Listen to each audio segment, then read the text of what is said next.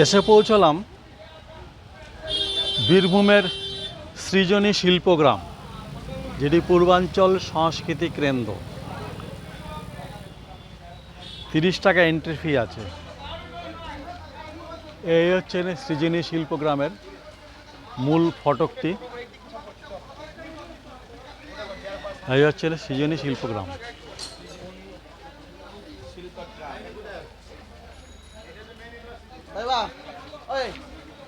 আমি ভেতরটায় প্রবেশ করছি।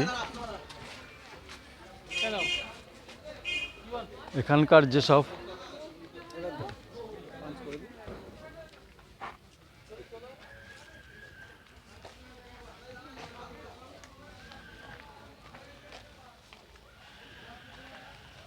এখানকার যে সংস্কৃতিগুলোকে তুলে ধরা হয়েছে, দেখো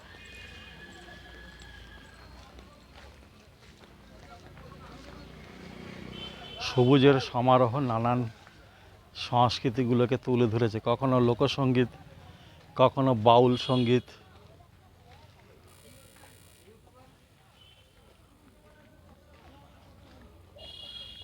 খুব সুন্দর লাগছে বেশ। দেখো মাটির পুতলি দিয়ে এগুলো যে তৈরি করেছে পরপর।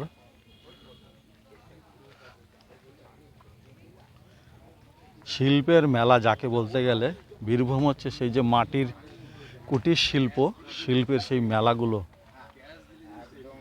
পাখা দিয়ে বানিয়েছে। দেখো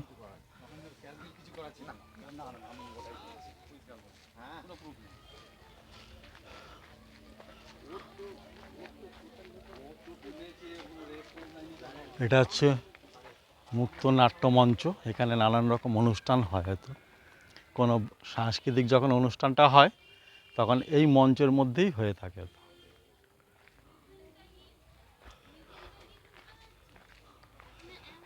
অনেকটা জায়গা জুড়ে বিস্তৃত কিন্তু এই সৃজনী শিল্পগ্রাম। সবুজে সবুজ, রৌদ্রের মধ্যেও কিন্তু ছায়া রেখেছে। জায়গাটা বেশ দারুণ লাগছে। বেশ মনে হচ্ছে যেন কোনো এক দূর দেশের অঞ্চলে প্রবেশ করেছি। দেখো কত সুন্দর হাতের কাজগুলো। দেখো এখানকার যে জোনাল কালচার, সেগুলোকেই তুলে ধরেছে। দেখো এই হাত পাকা ঝুড়ি দিয়ে দেখো বানিয়েছে। দেখো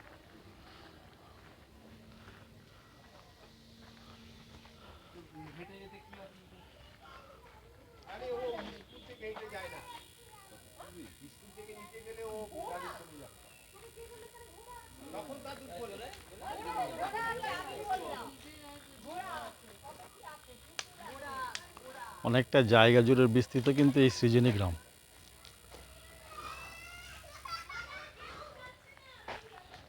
সামনেই আছে পুতুল ঘর। এখানকার যে মাটির পুতুল, সেই বিখ্যাত পুতুল।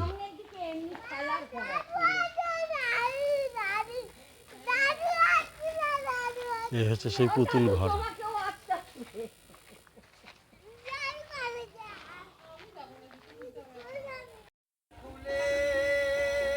সৃজনী শিল্পগ্রামের ভেতরে যে প্রবেশ করেছে, সত্যি অনেকটা জায়গা জুড়ে বিস্তৃত, কিন্তু এতটা জায়গা ঘোরা আমার দ্বারা সম্ভব নয়। তবু যেটুকুনি পারলাম সেই তুলে ধরার জন্য। সেই বীরভূমের লাল মাটির দেশের যে লোক সংস্কৃতি, দেখো সেই তারই প্রয়াস।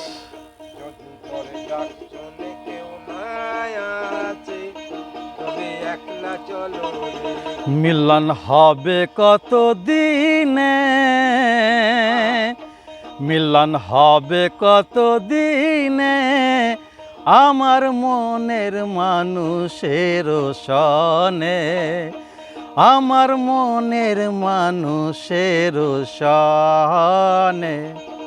বাঁশের মাত্র একখান খুঁটি, হয় খুঁটির গোড়ায় নাইকো মাটি,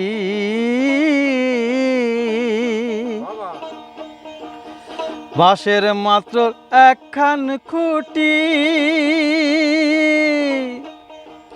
খুঁটির গোড়ায় নাইকো মাটি। হেলিয়া দুলিয়া চলে, হেলিয়া দুলিয়া চলে, নাকেশ্বরের ফুল, বাহ নাকেশ্বরের ফুল। সোহাগ চাঁদ বদনী ধ্বনি নাচো তো দেখি, বালা নাচো তো দেখি, বালা নাচো তো দেখি, বালা নাচো তো দেখি। সোহাগ চাঁদ বদনী ধ্বনি নাচো তো দেখি, বালা নাচো তো দেখি, বালা নাচো তো দেখি, বালা নাচো তো দেখি। সোহাগ চাঁদ বদনী ধ্বনি নাচো তো দেখি। জয় গুরু, জয় গুরু।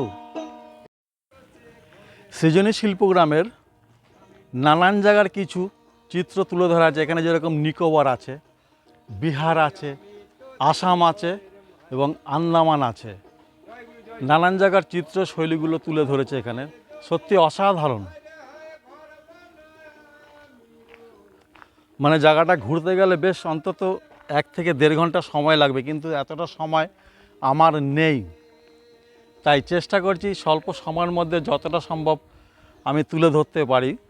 এটাই হচ্ছে সেই আন্দামান, এই হচ্ছে আন্দামান। তাদের যে হাতের কাজ বা এখানকার যে সংস্কার এবং সংস্কৃতি, সেটাকেই তুলে ধরেছে। এটি হচ্ছে ত্রিপুরা। প্রতিটি রাজ্যের করে কিছু করে দেওয়া আছে, দেখো সব হাতের কাজগুলো এখানে রাখা আছে সযত্নে। এটা হচ্ছে মণিপুর, এটা হচ্ছে মণিপুর। প্রত্যেকটি রাজ্যের আছে কিছু না কিছু।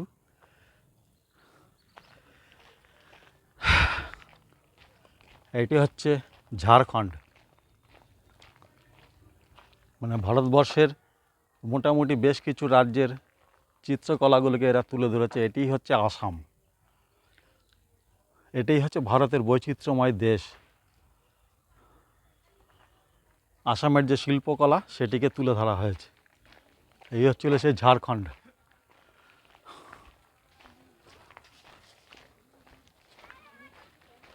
সামনে আসছে বিহার।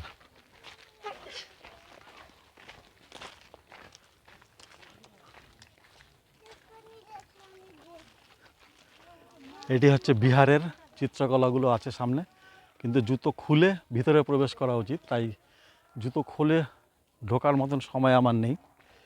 এটি হচ্ছে সিকিম।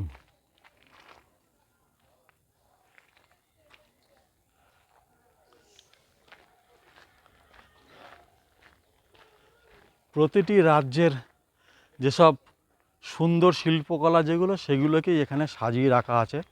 মোটামুটি ভারতবর্ষের বেশ কিছু রাজ্যের চিত্রকলাগুলোকে এখানে ভিতরে সুসজ্জিত করে রাখা আছে।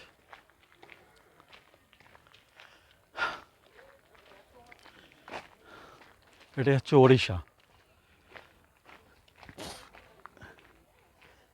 এই হচ্ছে ওড়িশা। এর ভেতরে ওড়িশা রাজ্যের যে শিল্পকলা যেগুলো, সেগুলো তুলে ধরা আছে। এটাই হচ্ছে আমাদের পশ্চিমবাংলার রাজ্য, আমার প্রিয় রাজ্য পশ্চিমবাংলা।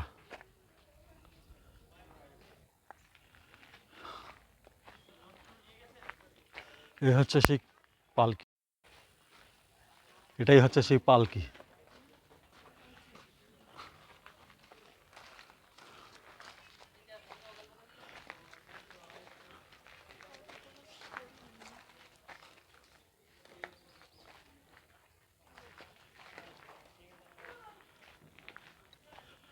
মোটামুটি এই সৃজনী গ্রামটা ঘুরতে গেলে 1.5 ঘন্টার উপরে সময় লাগবে। এত সুন্দর সুন্দর জিনিস আছে, অসাধারণ।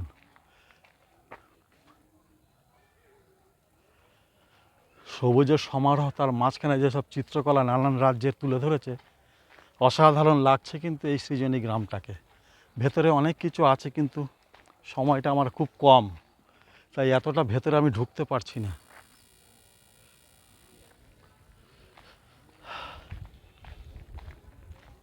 ঠিক আছে, আমি ডালমাটির দেশ বীরভূম জেলার সৃজনী শিল্পগ্রাম থেকে বাইরে বেরোচ্ছি। দেখি এবার আরেকটি নতুন কিছু কোনো জায়গা পাই কি না। অসাধারণ চিত্র। এখানে একটি খাবারের জায়গা আছে, এই রেস্টুরেন্ট, যেটা এখানে চা হয়। ঠিক আছে, সকালে খুব ভালো থেকো।